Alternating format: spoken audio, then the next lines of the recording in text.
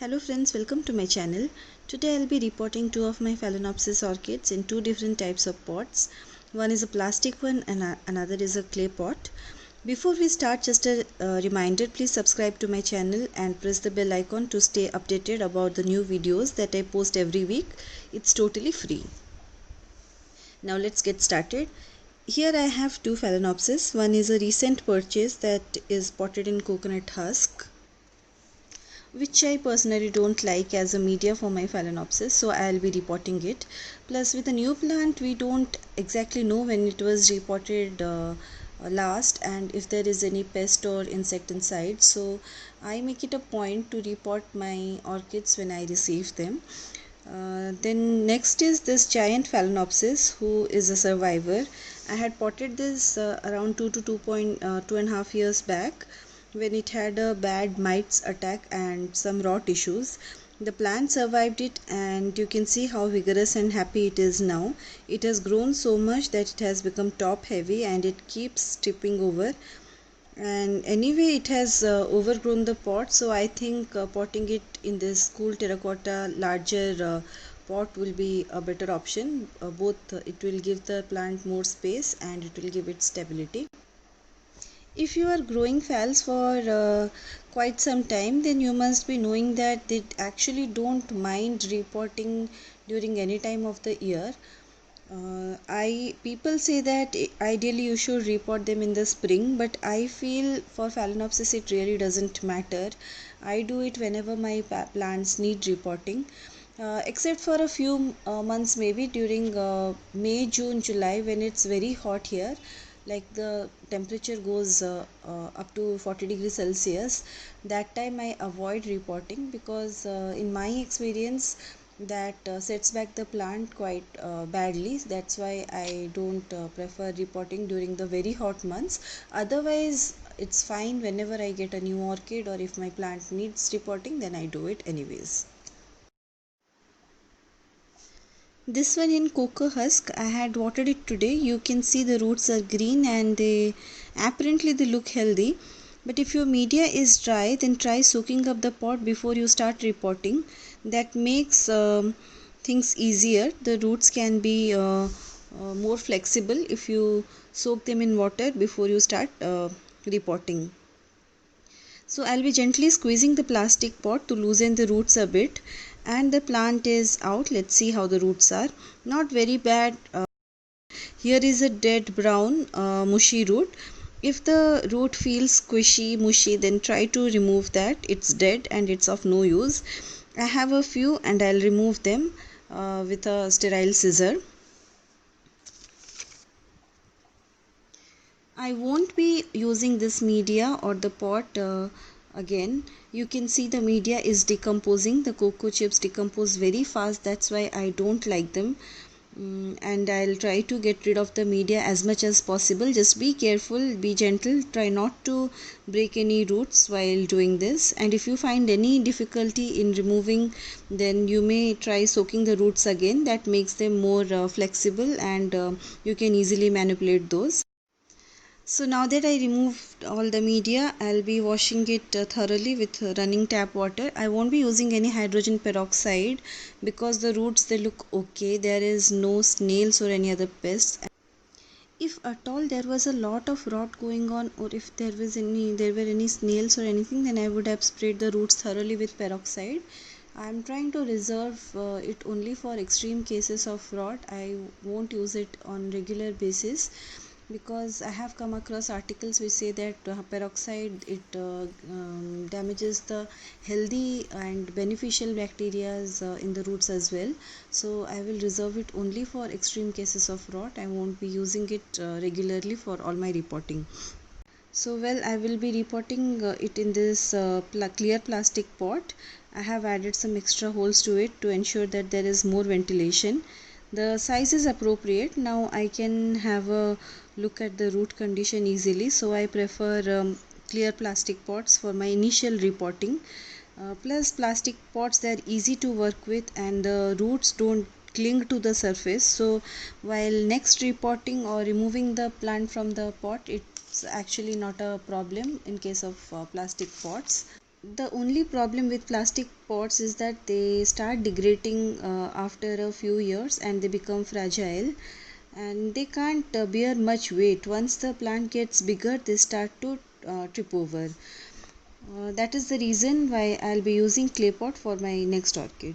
What I do for my orchids, if they don't have very extensive root system and they are not stable by themselves in the pot, then I take a piece of thermocol or styrofoam and I poke a stake to it, and I put it in the bottom of the pot. Now I can tie the spike to the stake with a twist tie or a thread, and that is why I normally don't remove the spike. As well as you can see in this case it's still green, and also it acts as a great anchor.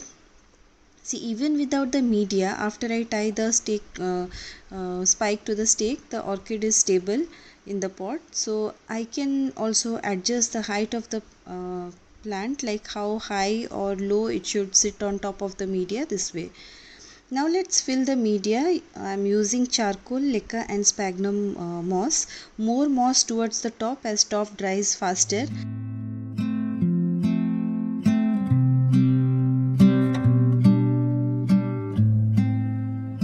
And moist moss will promote growth of new roots, and if it degenerates, then it can easily be picked out. Now give a gentle tap and keep pushing the media down with the fingers so that we don't have large air pockets. We don't want to jam pack the pot, neither do we want large air pockets. We want the media to be spread out evenly inside the pot. So for this one, we are done. I won't water it now as the moss that I used is wet. We'll keep it in shade and water it when it's completely dry. The dry wet cycle in freshly potted orchids is very essential, as it promotes new root growth. I won't apply any fertilizers for a month or so, till the plant starts putting out new roots and is stable in its new pot. So next is this monster Phalaenopsis. The axis is kind of twisted after it suffered from rot 2.5 years back. And the bottom leaves, they have white scarring that is typically seen in mite infested plants, but take a look at the upper leaves. They are clear and there are no signs of mites infestation, so the plants seem to have recovered from it. So other than a little dehydration, the plant seems to be okay. It has become very top heavy, and it kept falling over. And the second time it fell down, it broke the secondary spike. The primary spike, it stayed for about 4 months, and it was continuously in blooms. Very gorgeous blooms she has. And now that I don't have any blooms, so I thought it's the best time to repot it. This orchid, it has a gorgeous root system. I don't want to disturb it or shock it much, so I'll cut open the plastic pot, and there are some rotten roots, but there are more healthy roots. So I have my sterilized scissors with me. Now I'll go ahead and cut the dead roots, and I won't remove that much media. I will just try to remove the decomposing moss if I find any, because predominantly the media that I use is inorganic leca and charcoal, so they don't degrade that much. Only the moss portion it degrades. I will try to pick it out, and then I don't want to disturb the roots that much. Now while after clearing the moss, I will clean it in running tap water. No peroxide for this as well, because condition is not that bad. Actually there is not much rotting going on, so I won't be using peroxide on this as well. I'll just cut the rotting brown dead roots. They feel empty, they don't have any matter in them. I'll just simply feel and I'll just remove them. After showing it under running tap water, whatever loose media is there, it will simply fall off. I won't go and I won't try to remove the media forcibly, because it's mostly leca and charcoal. The moss has cleared up. Now no stake is needed for this one, as the root system is extensive and it supports the plant. Same potting mix for this as well in the terracotta pot, but I won't be using any moss inside the media. Only a top layer of moss I will be using, because in terracotta pots the roots they tend to cling to the surface, and next time when I'll be repotting I'll have to sacrifice a lot of roots. So what I'm planning to do is, if I use a predominantly inorganic media, like if I use only leca and charcoal and only a top layer of moss, so when the plant needs repotting I can remove the moss easily, and the whole thing I can just up pot, like I can just place the whole thing in a bigger clay pot. So that is my plan. That's why I'm using more inorganic media and only just a top layer of moss. Clay pots have an advantage over plastic pots, that they dry out very fast as they are porous. So over waterers like me, for us it's a better option. In my climate I will have to water it daily. However, if you add more moss to the media, then you can maybe go without watering for up to 2 days. So we are done now. Same thing for this one as well. I'll put it in shade initially and water when it feels dry. Then after a month or so I will have to water it daily.